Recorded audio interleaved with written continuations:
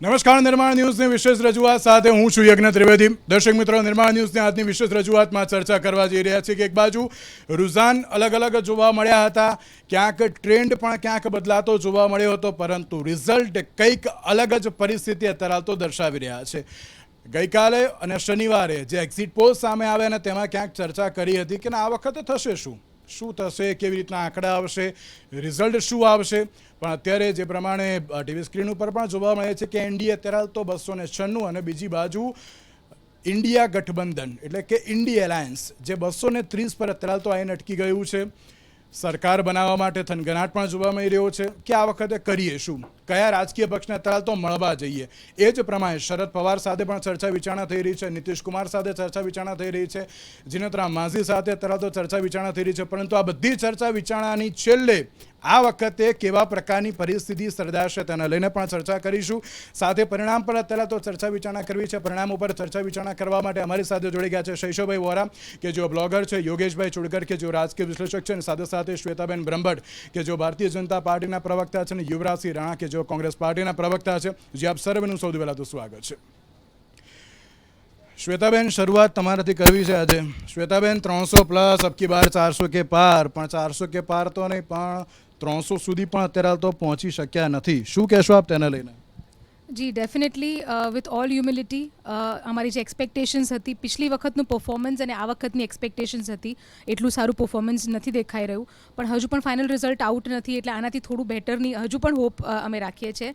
But in spite of that હું એક વસ્તુ જરૂરથી કહીશ કે આજે પણ single largest highest party Bharatiya Janata party છે, કે જે સેકન્ડ લાર્જેસ્ટ જે છે ને બીજા બધા જ ગઠબંધન ભેગા થઈને જેટલી સીટ નથી થતી એટલી ભારતીય જનતા પાર્ટી એકલા હાથે જીતી રહ્યું છે. બટ જસ્ટ બિકોઝ પિછલા વખતનું પરફોર્મન્સ અને આ વખતની એક્સપેક્ટેશન્સ એટલી બધી ઊંચી છે કે એના સમકક્ષ તમે જુઓ તો એ પરફોર્મન્સ તમને ઓછું લાગે. પણ આ પર્સપેક્ટિવ છે જોવાનો. ઓફકોર્સ આમાં જોવું જોઈએ કે આપણી ધારણા પ્રમાણે નથી આવ્યું રિઝલ્ટ, તો ડેફિનેટલી કોન્ટેમ્પ્લેશન, ઇન્ટ્રોસ્પેક્શન થવું જોઈએ. શ્વેતાબેન, એક એવી ચર્ચાઓ છેલ્લા ઘણા વખતથી જોવા મળતી હતી કે કોંગ્રેસ 272 અત્યારે તો ઉમેદવારો નથી મૂકી શકતી ને 272 સીટો લાવવાની બાબતની ઉપર ચર્ચા કરે છે. પણ અત્યારે ક્યાંક વિપરીત જ પરિસ્થિતિ અત્યારે તો જોવા મળી રહી છે ભાજપની. વિપરીત તો નથી. કોંગ્રેસનું આઈ ડોન્ટ થિંક એટલું બી બહુ સારું પરફોર્મન્સ છે. હા, એમના again like I said respective તમે એને જુઓ તો પિછલા વખત કરતાં બેટર પરફોર્મન્સ છે. પણ દેશની આટલી જૂની પાર્ટી હજી 100નો આંકડો ક્રોસ નથી કરી શકી as far as I know the latest report. તો આઈ ડોન્ટ થિંક કે મારે વધારે કોંગ્રેસ પર કમેન્ટ કરવું જોઈએ. પણ આઈ સેડ જેમ મેં કહ્યું કે અમે ખુદની પર ફોકસ કરીએ વધારે સારું છે કે અમારાથી ચૂક ક્યાં રહી ગઈ, કે અમે ક્યાં અમારા આંકલાકનમાં ખોટા પડ્યા. બિલકુલ, એક બાજુ જે રીતે ક્યાંક ચૂક રહી ગઈ છે, જીતવાનો એક આશાવાદ હજુ પણ યથાવત જોવા મળી રહ્યો છે. યુવરાજસિંહ, શું કહેશો? હેટ્રિક તોડવામાં આ વખતે તમે તો સફળ રહ્યા. સૌથી પહેલાં જ્ઞાનીબેન ઠાકોરની જે જીત થઈ છે અત્યારે તો ગુજરાતમાં સૌથી પહેલી એવી બેઠક કે જેમાં કોંગ્રેસ અત્યારે તો જીત હાંસલ કરી છે. સૌથી પહેલાં જીતને લઈને શું કહેશો આપને? જ્ઞાનીબેન ઠાકોર અમારા જીત્યા છે એ અમારા માટે આનંદ અને ખુશીની વાત છે. પરંતુ અમે આનાથી પણ વધુ સારા પરિણામોની અપેક્ષા રાખતા હતા અને એ પ્રમાણે અમે એમાં ક્યાંક ઓછા ઊણા પણ ઉતર્યા છીએ. પરંતુ આખા દેશ લેવલે જે પરિસ્થિતિ છે તો કોંગ્રેસ ક્યારેય સત્તા માટેની પાર્ટી રહી નથી. આ વિચારધારાની પાર્ટી છે અને જ્યારથી એની સ્થાપના થઈ ત્યારથી એનો જે સંઘર્ષ રહ્યો એ દેશની જનતા અને લોકોની સુખાકારી માટેની વાત હોય છે. એટલે અહીં ક્યાંક આ વખતનું જે ઇલેક્શન છે એ લોકશાહી બચાવવા માટે, સંવિધાનને બચાવવા માટે એ અમારા મુખ્ય મુદ્દા હતા. એટલે અમે એમાં પણ અમે જે ઈચ્છતા હતા, જે પ્રમાણે અમારી અપેક્ષાઓ હતી એ પ્રમાણે અમે પણ ક્યાંક એટલા પરિણામો નથી મેળવી શક્યા. પરંતુ ચોક્કસ અમને આજે એ વાતનો આનંદ છે કે એ જે અમે ઈચ્છતા હતા કે લોકોની સુખાકારી માટે કે અમે સંસદમાં અમારો અવાજ ઉઠાવી શકીશું અને આજે સરમુખત્યારશાહી તરફ જે દેશ જઈ રહ્યો છે એને રોકી શકીશું, એમાં અમે 100% સફળ થયા છીએ. તમે એમ કહો છો કે ના, અમે સરકાર બનાવવા માટે નથી આવ્યા, અમે સુખાકારી માટે આવ્યા છીએ. તો પછી શરદ પવારની જે ચર્ચા વિચારણા અત્યારે તો જે જોવા મળી રહી છે અલગ અલગ પક્ષ જોડે, એ કેમ? તો હવે એ અત્યારે બધી વાત બહુ વહેલી છે. ઇન્ડી એલાયન્સ અત્યારે તો બધા પક્ષને અત્યારે તો જે એમ કહેવાય કે એપ્રોચ કરવા જઈ રહ્યું છે, તો તેનું શું બોલો છો? એ તમે ન બોલશો. ઇન્ડિયા તમે કહી શકો છો. જો તમે એનડીએ કહો છો તો આને ઇન્ડિયા કહો. તમને ઇન્ડિયા કહેવામાં ક્યાં વાંધો છે?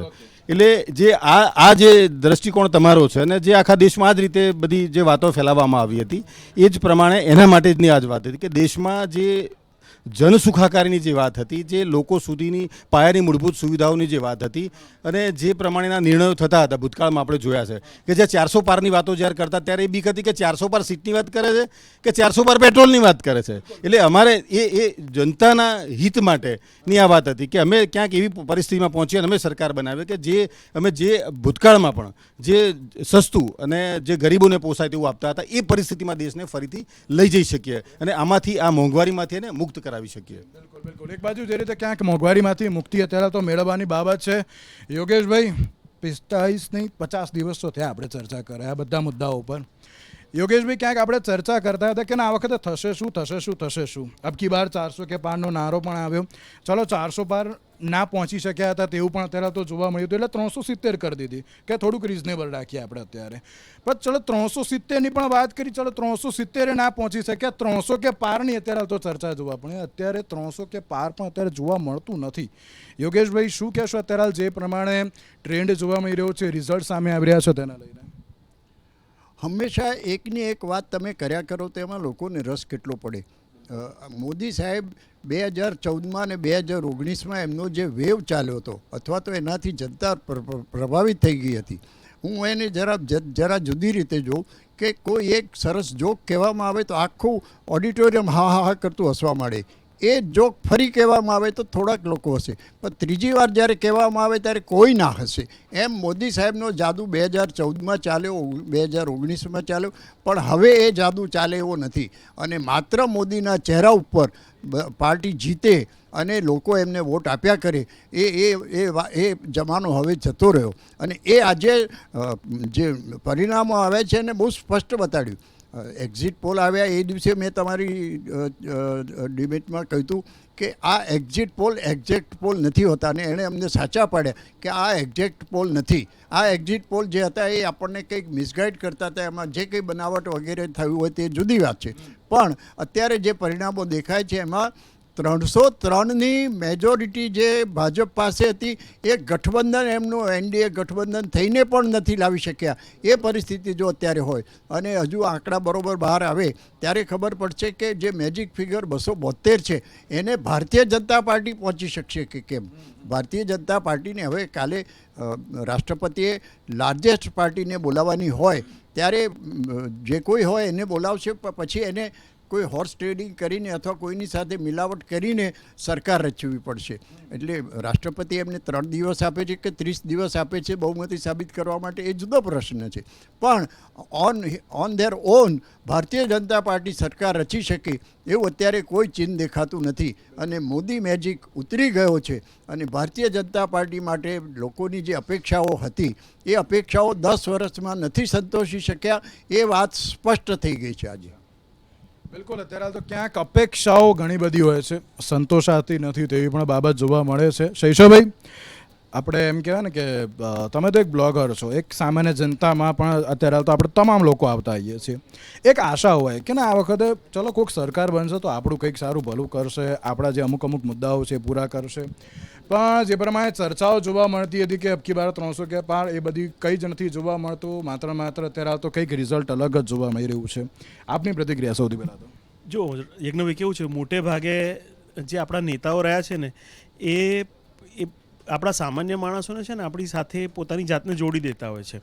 એટલે જ્યારે લગભગ ઇન્દિરાજીને જે ગોળીઓથી વીંધી નાખ્યા ત્યારે આખો દેશ એટલો બધો દુઃખમાં આવી ગયો હતો અને શોકમાં આવી ગયેલો, કારણ કે દરેક વ્યક્તિને ઇન્દિરા ગાંધીમાં પોતાનું ઘરનું એક સ્વજન દેખાતું હતું. અને એક એવી પરિસ્થિતિમાં આવી ગયા હતા કે હવે આપણું શું થશે. એટલે નરેન્દ્રભાઈના બાબતમાં પણ આવું જ કંઈક કે જન સુધી પોતાની જાતને એમણે જોડી દીધી. એટલે જેનું આપણે રિઝલ્ટ જોઈએ છે આ છેલ્લા 10 વર્ષથી, એની પહેલાં ગુજરાતમાં પણ જ્યારે હતા ત્યારે પણ તમને જોવા મળે. એટલે આ કદાચ જો આખી ચૂંટણી નરેન્દ્રભાઈના પરિપ્રેક્ષ્યમાં આપણે જોઈએ તો આ પહેલી વખત કોઈક સેટબેક આવ્યો છે કે રિઝલ્ટ આપણને નરેન્દ્રભાઈએ લાવીને આપ્યું નથી. એટલે આ જે એક હકીકત છે એનો હજી આજે પણ જનમાનસ સ્વીકાર કરવા તૈયાર નથી.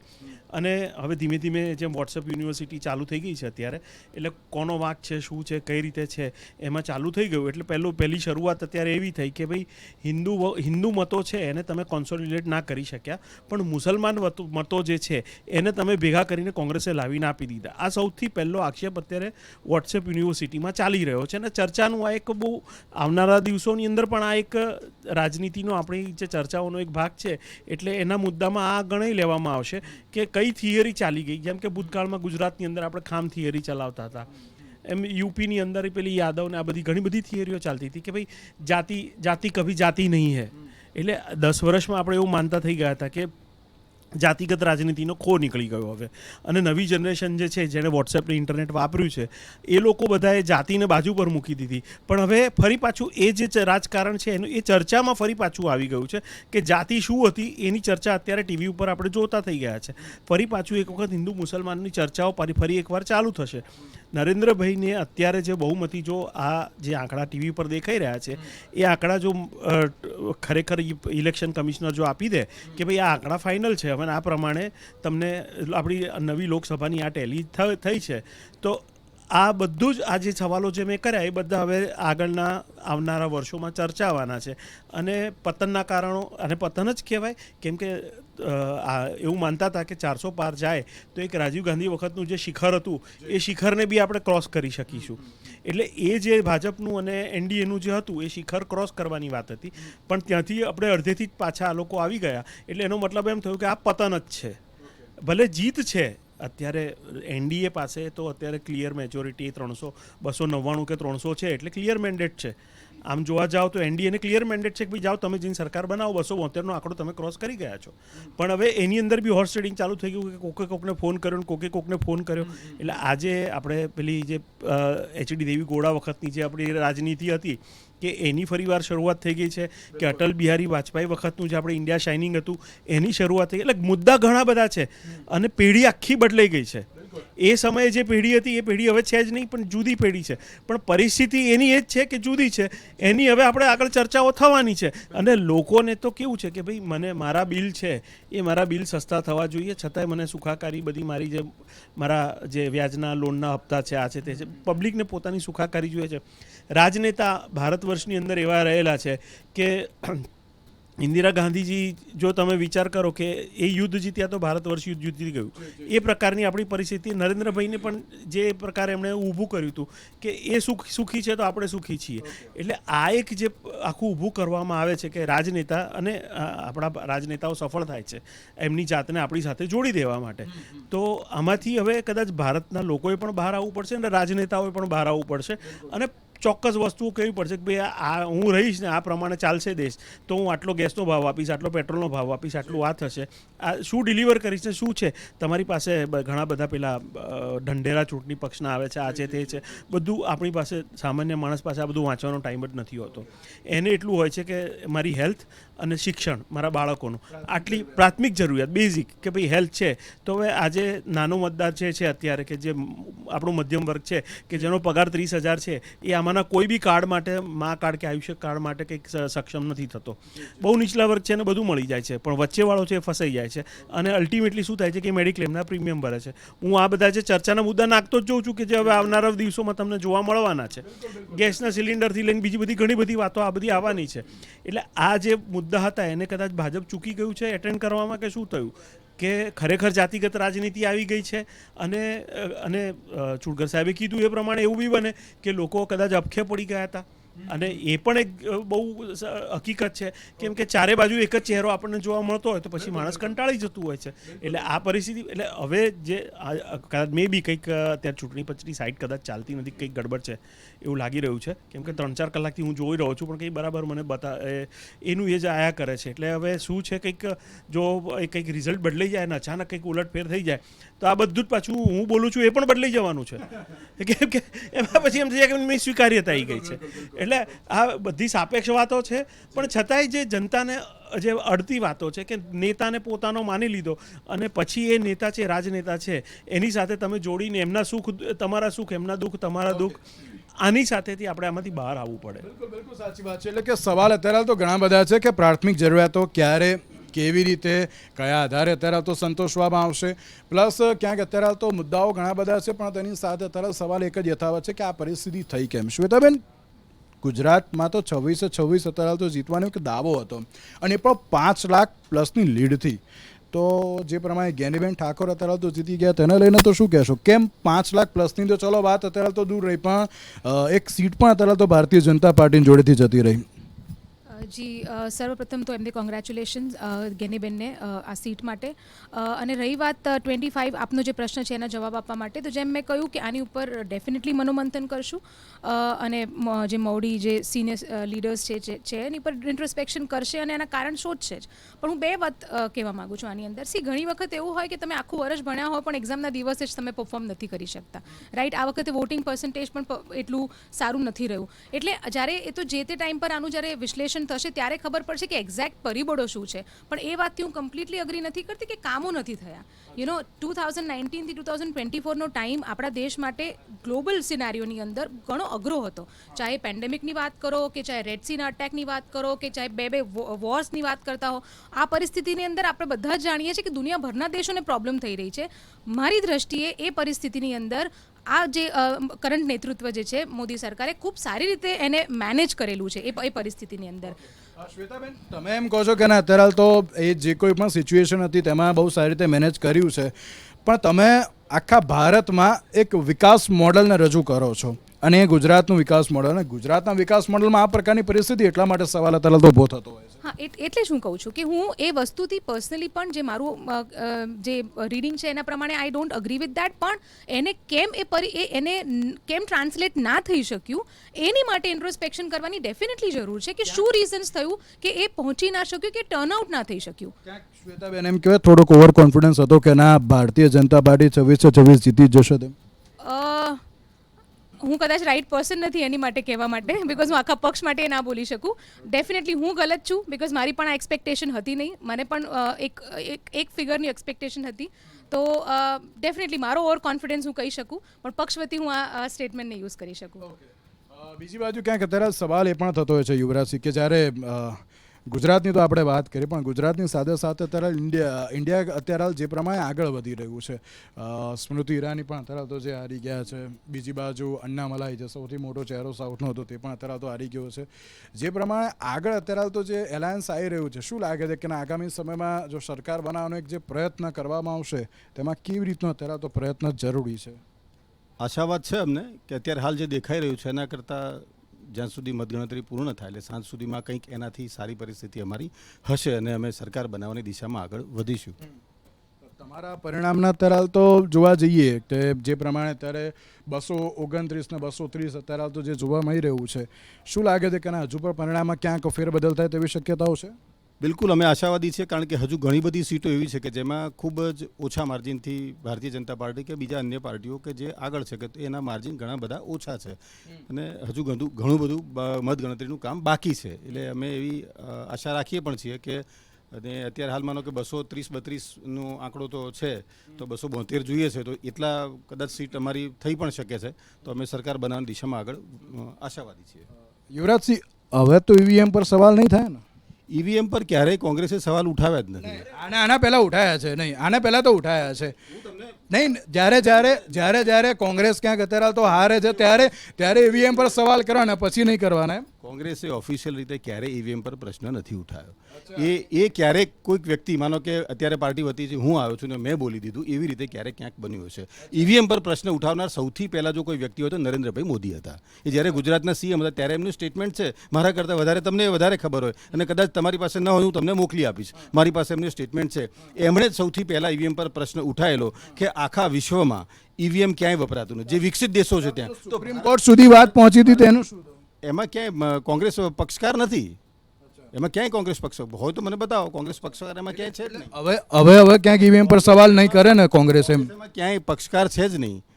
ઈવીએમ પર વાંધો ઉઠાવવામાં સૌથી પહેલા નરેન્દ્રભાઈ મોદી હતા, હું આપને એ જ જણાવું છું. તો સૌથી પહેલો વાંધો એમને હતો. આમ તો જો કે ઘણી બધી વાતો એવી છે કે જેમાં એમને સૌથી પહેલો વાંધો હોય અને પછી એ જ્યારે પ્રાઇમ મિનિસ્ટર બને ત્યારે એ બધી વાતોમાં એમને વાંધો નથી પડ્યો. દાખલા તરીકે આધાર કાર્ડ છે, તો જ્યારે એ સીએમ હતા ત્યારે સૌથી પહેલો એમને વાંધો હતો કે આ દેશને આપણે નુકસાન કરતા છે, નાના કારણે દેશનું આપણું સંરક્ષણ જે છે એ જોખમાં છે.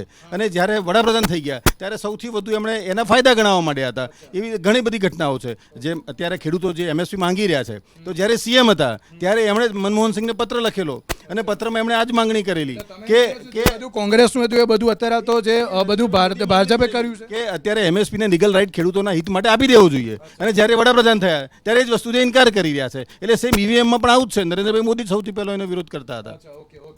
નરેન્દ્રભાઈ મોદી સૌથી પહેલો EVM પર ક્યાંક સવાલ કરતા હતા તેવું અત્યારે તો કોંગ્રેસના પ્રવક્તા કહી રહ્યા છે. શું વાત સાચી? જી બિલકુલ. મને આઈ એમ નોટ, મેં જોયું નથી એ જે વાત કરી રહ્યા છે એને, મારી પાસે એ છે નહીં. પણ એ જે કહી રહ્યા છે કે કોંગ્રેસે ક્યારે EVMને ક્વેશ્ચન નથી કર્યો, આપણે બધા જાણીએ છીએ કે એ વાત ખોટી છે. કોંગ્રેસે અનેકો વાર કરેલું છે અને અનેકો વાર એની ઉપર એ ક્વેશ્ચન કરી ચૂકેલું જ છે એ વાત ઉપર. એટલે I don't agree with that. દર વખતે એક બાબત અત્યારે સામે આવે છે કે જ્યારે આધાર કાર્ડની વાત હતી ત્યારે એ વખતે આક્ષેપ ક્યાંક પહેલાં તેમણે કર્યો હતો, પછી ભાજપ બધું લાવી. મનરેગાનું હતું તો પણ પછી ભાજપ લાવી. એ બાબતને લઈને તો શું કહેશો? સી આ એક ઇન્સિડન્સ મને યાદ છે, મને કમ્પ્લીટ સ્ટોરી તો મને યાદ નથી, પણ નરેન્દ્ર મોદીજીને લઈને જ છે કે કોઈ એક વ્યક્તિ એમની પાસે ગયું હતું ને એમને પૂછ્યું હતું કે તમે કેમ કોંગ્રેસના અમુક કામોને આગળ વધારો છો તમે. તો એના જવાબમાં એમને સુંદર જવાબ આપેલો કે જે પ્રશ્નો અગર આપણી પાસે જે અમુક સ્કીમ્સ જે છે, અગર કોંગ્રેસ પાર્ટી જે તે ટાઈમ પર સ્ટાર્ટ કરી હશે ને વર્ષો સુધી અગર એને પતાવી નથી, તો એ સ્કીમ એ આધાર ઉપર આવી રહી છે કે પ્રજાએ એ વસ્તુ લઈને પક્ષ પાસે ગઈ હશે. તો એ જોયા વગર કે આને કોને સ્ટાર્ટ કરી છે, આપણે એમાં એને જે બેસ્ટ કરીને એમાં ચેન્જીસ લાવીને અગર જરૂરત છે તો આપણે આગળ વધારી શકીએ છીએ. તો અગર મનરેગાની વાત હોય કે આધારની વાત હોય, મે બી જે તે કરંટ સ્ટેટ જે છે એ સ્ટેટની અંદર કદાચ એમાં કંઈક ખામી દેખાતી હોય એટલે વિરોધ કર્યો હોય, પણ એમાં ચેન્જીસ લાવીને અગર એને આગળ વધાર્યું છે તો આઈ થિંક એ એક સારી વાત છે. ઓકે એક જ મિનિટ યુવરાજ, હું આવું છું આપની પાસે. એક જ મિનિટ હું આવું છું. હું આવું છું આપની પાસે. યોગેશભાઈ, એક બાબત અત્યારે તો જે યુવરાજસિંહ પણ અત્યારે તો કહી રહ્યા છે કે ના, EVMને લઈને ક્યારેક કોંગ્રેસે સવાલ અત્યારે તો કર્યા નથી. EVM એમનો દાવો એવો છે કે સુપ્રીમ કોર્ટમાં એ પક્ષકાર નથી, પણ EVM બાબતે વાંધો પાડવા માટે એમણે ઘણા બધા પ્રયત્નો કર્યા છે.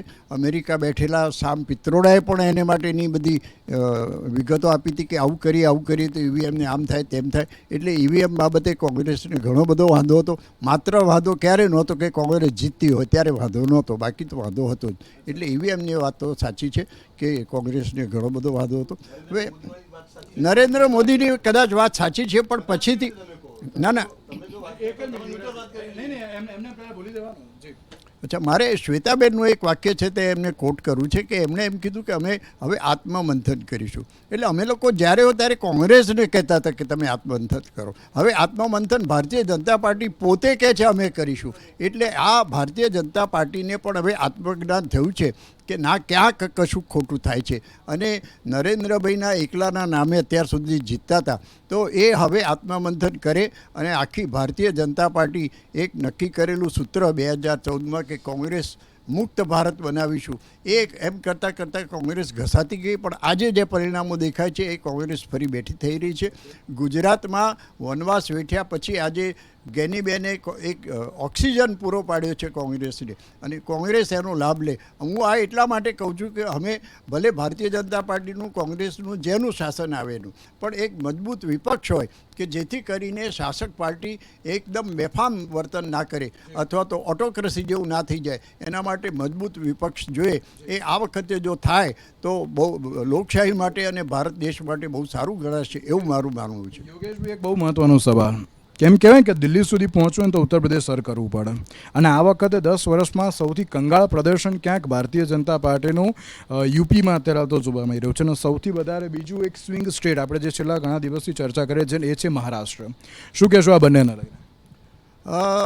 યુપીની બાબતે મારે એ કહેવું છે કે યોગીજી જેવા એકદમ સક્ષમ મુખ્યમંત્રી મળ્યા હોય અને ત્યાર પછી એમના શાસનમાં ઘણો બધો સુધારો થયો હોવા છતાં કેમ ત્યાં આગળ આ જાતનો ખરાબ દેખાવ ભારતીય જનતા પાર્ટીનો થયો.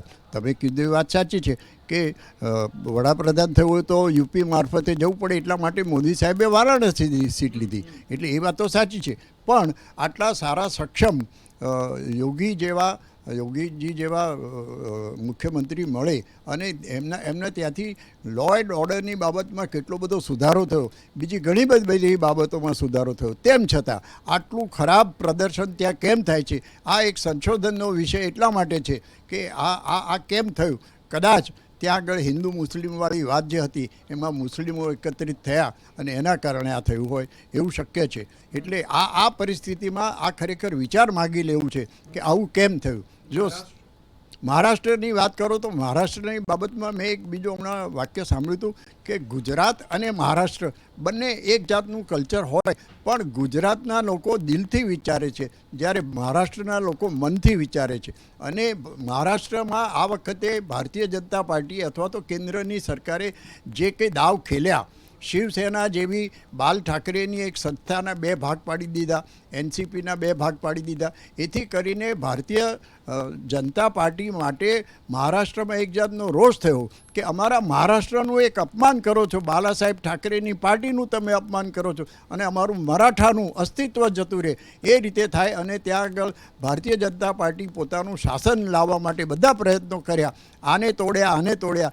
એનો રોષ જે મહારાષ્ટ્રના મરાઠી માણસમાં જે હતો એ અત્યારે પ્રગટ થયો છે. અને મને લાગે છે કે ભારતીય જનતા પાર્ટીએ ખૂબ ખોટા કામો કર્યા છે, કોંગ્રેસમાંથી બધાને ખેંચી લાવવાથી માંડીને અને આવી રીતે જે સારી પાર્ટીઓ હોય એને તોડવાના, 2 ભાગ કરવાના જે પ્રયત્નો કર્યા છે એ અત્યારે એમને નડી રહ્યું છે અને એનું મહારાષ્ટ્રમાં ચોખ્ખું ઉદાહરણ છે. બિલકુલ સાચી વાત છે. અત્યારે હાલ તો જ્યારે ભારતીય જનતા પાર્ટી દ્વારા દરેક વખત એમ જ કહેવામાં આવતું હતું કે અત્યારની જે આ પરિસ્થિતિ છે તેમાં કોંગ્રેસ મુક્ત ભારત અત્યારે હાલ તો કરવું છે, પણ આ કોંગ્રેસ મુક્ત ભારતની તમે વાત કરતા હતા, કોંગ્રેસ યુક્ત ભાજપ થઈ ગયું ને તેના કારણે જ આ પ્રકારનું પરિણામ સામે આવ્યું છે તેવી બાબત પણ જોવા મળી રહી છે.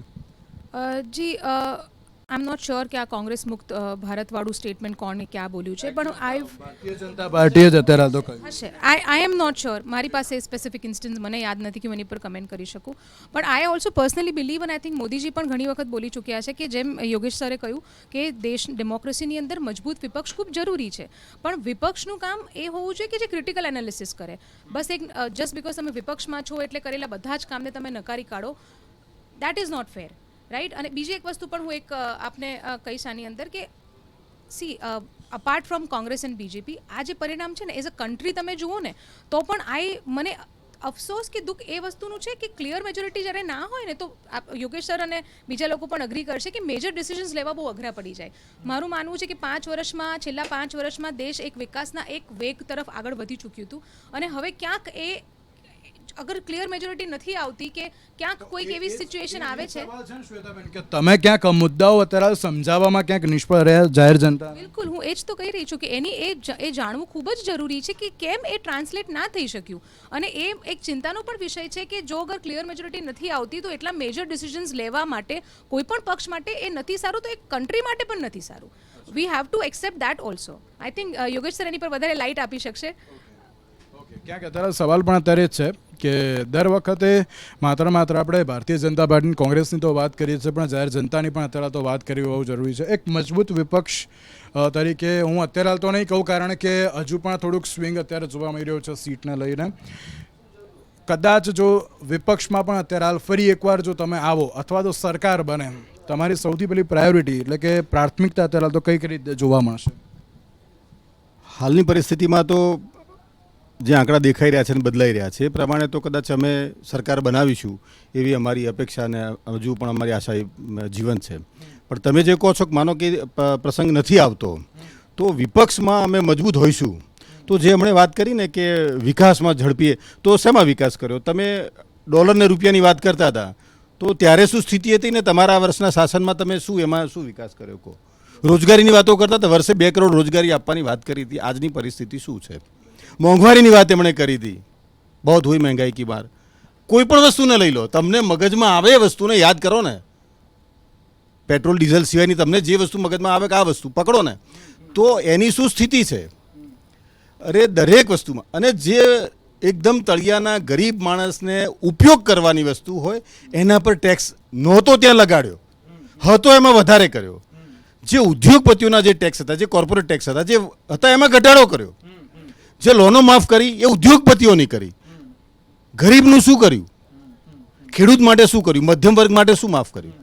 તો માફી આપવા માટે કે એને પૈસાને જતા કરવા માટે તમારી પાસે પૂરતા પૈસા ઉદ્યોગપતિઓ માટે છે, દેશના ગરીબ અને મધ્યમ વર્ગ માટે, ખેડૂતો માટે તમારી પાસે નથી. તો તમે જે વિકાસની વાત કરો છો, કોનો વિકાસ કરતા હતા? એટલે એ જે વિકાસની વાતો છે ને પરપોટો હતો, એ ખાલી વાર્તાઓ હતી ને વાસ્તવિકતા જુદી હતી. એટલે પરપોટો એમનો એ વિકાસનો એ ફૂટ્યો છે અહીંયા. વિકાસ કર્યો તો કોનો કર્યો? કે ઇન્ડસ્ટ્રીયલિસ્ટનો જ કર્યો કે અત્યારે તો જાહેર જનતાનો પણ ક્યાંક થયો? એ કહે છે વિકાસ કોનો કર્યો. સી, આજે 50 કરોડ મુદ્રા યોજના ડિસ્બર્સ થઈ છે, જે 10 લાખથી નાની રકમ છે, તો શું એ કોર્પોરેટ્સને મળી છે? આજે 16 કરોડ લોકોને ઘર મળ્યા છે, તો શું એ કોર્પોરેટને મળ્યું છે? નલથી જલ 10 કરોડ ઉપર ગયું છે, તો શું એ કોર્પોરેટને મળ્યું છે? રોડ, રસ્તા, IIMs, IITs, મહિલાઓ, IIM ની વાત ના, કે કોંગ્રેસના રાજમાં કેટલા હતા ને આજે કેટલા છે, તમે એ ફિગર હું તમને આપી દઉં, એક્ઝેક્ટ ફિગર હું તમને આપી દઉં, રાઈટ? તો તમે ના, જે છે ફેક્ટ, 10 કરોડ નવા કનેક્શન આવ્યા છે એ ફેક્ટ છે.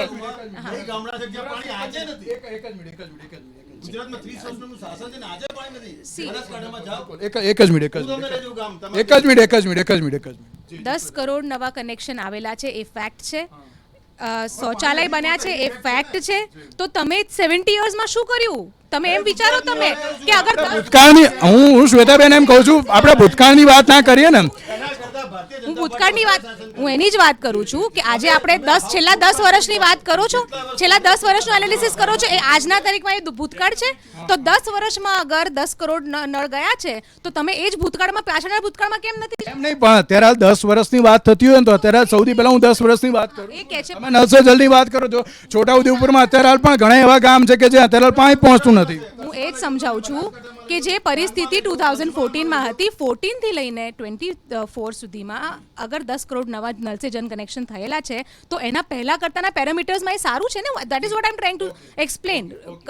કરેસ્પોન્ડન્ટલી હું કહી રહી છું આને. એવી જ રીતે જે તમે વિકાસની વાતો કરો છો એ ફેક્ટ છે, તમે એને ડિનાય નહીં કરી શકો. યસ, આઈ અગ્રી કે કેમ ટ્રાન્સલેટ ના થઈ શક્યું એ ડેફિનેટલી ઇન્ટ્રોસ્પેક્શન કરવાની વાત છે, અને ડેફિનેટલી પક્ષ કરશે એને. ઓકે. શૈશવભાઈ, સવાલ એ છે, અત્યારે તો વિકાસની વાત થતી હોય છે અને અત્યારે જે પરિણામ સામે આવ્યું છે, શું લાગે છે કોનો વિકાસ થયો આમાં? ના, એટલે વિકાસ થયો છે, પણ કોનો થયો છે? જનતાનો થયો છે, પક્ષનો પણ થયો છે. આપણને દેખાય છે કે પહેલાં એક જમાનામાં કોંગ્રેસના ભવનો બહુ સુંદર બનતા, આજે સત્તાધારી પાર્ટીના ભવનો સુંદર બને છે. એટલે એ તો વિકાસ થતો જ રહે છે. That is a by product, કે પ્રોડક્ટ કઈ છે ને બાય પ્રોડક્ટ કઈ છે એ જનતાએ નક્કી કરવાનું. અને જનતાએ અત્યારે એવું કર્યું છે કે પેલું લિક્વિડ ઓક્સિજનમાં નાખ્યા છે. એકને જીવા નથી, એટલું લિક્વિડ જીવા નથી દેતું અને ઓક્સિજન મરવા નથી દેતું. બંને પક્ષને એટલી ખતરનાક પોઝિશનમાં લાવીને મૂકી દીધા છે. એટલે હમણાં ફરી પાછા અમારા બંને મિત્રો પાછા ચૂંટણીના મોડમાં આવી ગયેલા. પણ જો આવું નવું રહેશે તો તમારે 2026માં વારો ચોક્કસ આવશે. કેમ કે બધા એકબીજાના પક્ષના જે પેલા છે ને એ લોકોને ફોન કરતા થઈ ગયા છે. એટલે આ જ્યારે આવા ફોન થવાના ચાલુ થાય એટલે સમજવું કે પેલું તડજોડની રાજનીતિ અને બધું, તોડજોડ તડજોડ આ બધું ચાલુ થઈ ગયું છે. અને પૈસા આમથી આમ ફરવાના ચાલુ થઈ જશે. એટલે હવે કામ થયા છે, પણ જે તમે ડિલિવર નથી કરી શક્યા અથવા અપેક્ષામાં ઊણા ઉતર્યા છો, ત્યારે જ જનતા તમને ક્યાંક કંઈક માર આપતી હોય છે. બાકી જનતા ફૂલડે જ વધાવતી હોય છે. મોટે ભાગે આપણે એવું જોયું છે હમણાં છે પાછલો જે ટ્રેન્ડ છે કે ગુજરાત ખાતે જોવા જઈએ તો ભાજપને હંમેશા પાલણામાં ઝૂલાયું છે, અને ભાજપને આજે 30-32 વર્ષનું કર્યું ગુજરાતે, અને આ વખતે એક સીટ કાઢી લીધી ગુજરાતે. એટલે આની પહેલાંની ડિબેટમાં કીધેલું કે સોનાની થાળીમાં લોઢાની મેખ. એટલે આમાં બે મત નથી કે જે ગેનીબેન ઠાકોર માટે જે મહેનત થઈ હતી એ મહેનત રંગ લાવી અને સામે મહેનત ઓછી પડી. અને જનતાએ પોતાનો જવાબ આપી દીધો, બહુ પ્રોપરલી આપ્યો છે. હવે પેલી આપણે મહારાષ્ટ્રની બધી વાત કરતા, તો મહારાષ્ટ્રના રાજકારણમાં એક વસ્તુ એવી કહેવાતી, આજે પણ એવું કહેવાય છે કે 2 મરાઠી માણસ અને 3 રાજકીય પક્ષ. એટલે આ મહારાષ્ટ્રની અંદર રાજકારણ બહુ પેચીદું રહ્યું છે. અને આપણે એમાં બધા જે સોતેલા ભાઈઓ બહેનો કહેવાય ને કે સાવકા ભાઈ બહેન બહુ બધા થઈ ગયા એકદમ જ. અને એની અંદરનું જે રમખાણ થયું કે એક, એટલે કે 2-3 શિવસેના થઈ ગઈ, 2-3 એનસીપી, કોંગ્રેસ, એટલે કોંગ્રેસના કેટલા બધા ધડા થઈ ગયા. અને એની અંદર આ બધું ભાજપે બી પોતાના એટલે કમળ ખીલવવું હતું એટલે એમણે કાદવમાં ઉતરી ગયા. કમળ કાદવમાં જ ખીલે, પણ હવે આજે કમળ કચડાઈ ગયું, કાદવમાં ડૂબી ગયું. કોણ ખેંચી ગયું એ ખબર ના પડી. હવે ધીમે ધીમે એ લોકોને ખબર પડશે ક્યાં આપણે ખોટા હતા અને સાચા હતા. એટલે એટલો બધો જ્યારે બહુ જ બધો ગંદવાળો થતો લાગે ને બધું થાય ને, ત્યારે સૌથી મોટો જે માણસ હોય ને એની ઉપર આવે કે ભાઈ આ તમે આ કર્યું લાગે છે અને તમારી ઉપર એટલે આક્ષેપ આવ્યો. અને આ આપણને મહારાષ્ટ્રની ખબર પડી ગઈ. સિમિલર વે આપણે એટલે 3 રાજ્યો છે અત્યારે કે જ્યાંથી બંગાળ, મહારાષ્ટ્ર અને યુપી, જ્યાંથી એનડીએને માર આવ્યો એ પ્રકારની પરિસ્થિતિ છે. એટલે ત્રણેય જગ્યાએ સૌથી વધારે આ લોકોએ પેલું આત્મમંથન જે હમણાં શબ્દ વપરાયો છે એ થાય તો બહુ સારું છે. બાકી નથી થતું કે કોઈના માથે સાફો બેરાઈ દેવામાં આવે છે. આત્મમંથનની વાતો થાય છે. હંમેશા કોંગ્રેસમાં હાર થાય છે તો કાર્યકર્તાની થાય છે, અને જીતે છે તો મોવડી મંડળ જીતે છે. સિમિલર વે ભાજપની અંદર હોય છે કે કાર્યકર્તા હારશે કે નીચેના લેવલના કે પક્ષ પ્રમુખોના કે એ બધાના રાજીનામા લેવામાં આવશે અને ઉપરના મોવડી મંડળ એમના માથે ઠીકરા ફોડી દેશે.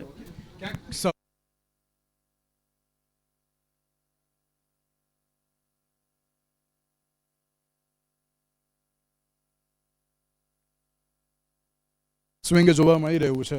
પણ આ તમામ પરિસ્થિતિનું પરથી એક જ બાબત અત્યારે હાલ તો કહી શકાય ને કે રિઝલ્ટ આ વખતે કેવા પ્રકારનું છે? શું લાગે છે જાહેર જનતાએ જવાબ આપી દીધો તેમ? જાહેર જનતાએ તો જવાબ આપી દીધો કે ભારતીય જનતા પાર્ટી પરનો જે વિશ્વાસ હતો અને ભારતીય જનતા પાર્ટી અમારા દેશનો વિકાસ કરશે, રાષ્ટ્રને, રાષ્ટ્રપ્રેમને, એ બધા જે શબ્દો હતા એ ક્યાંક હવે ઝાંખા પડી ગયા લાગે છે. અને ભારતીય જનતા પાર્ટીને જોરદાર તમાચો માર્યો છે કે હવે ભારતીય જનતા પાર્ટીએ કોઈકને ને કોઈકને સાથે રાખીને સરકાર બનાવવી પડશે. એમની પોતાની તાકાત ઉપર સરકાર બનાવે એવું અત્યારે કોઈ દેખાતું નથી. એટલે ભારતીય જનતા પાર્ટીને પ્રજાએ, ભારતની પ્રજાએ જોરદાર જવાબ આપ્યો છે. ગુજરાતની જનતાએ પણ એક સીટ એમને ગુમાવવા પડી છે. એક સીટ પણ ગુમાવવી પડી, એ પણ એક બહુ મોટો તમાચો છે. એટલે ભારતીય જનતા પાર્ટીને પ્રજા હવે ઓળખી ગઈ છે અને પ્રજા